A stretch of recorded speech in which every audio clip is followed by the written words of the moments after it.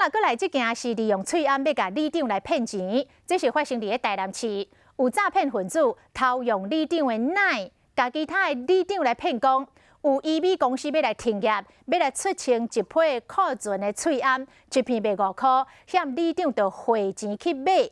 加在人里长拢是老布丁，感觉怪怪，就打电话来确认，果然是诈骗。 新冠病毒和这个翠暗真抢市，想袂到有人趁这个机会诈骗。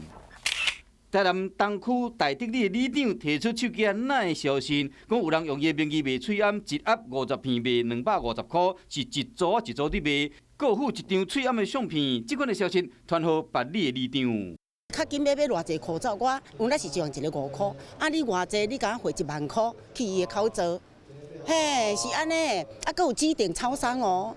另外，南区永宁里的里长嘛，拄着同款的情形，传消息，和别里的里长卖翠暗，嘛是一盒50片，卖250块。佮讲伊本身已经买20组啊。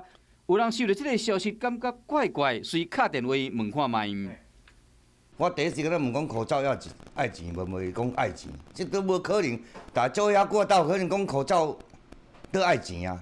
结果真正是诈骗被害里长，这个时阵才发现。我杜里长就赶快截图给我，那截图给我以后，我就赶快发这个讯息给我的一些好友，请他们不要受骗。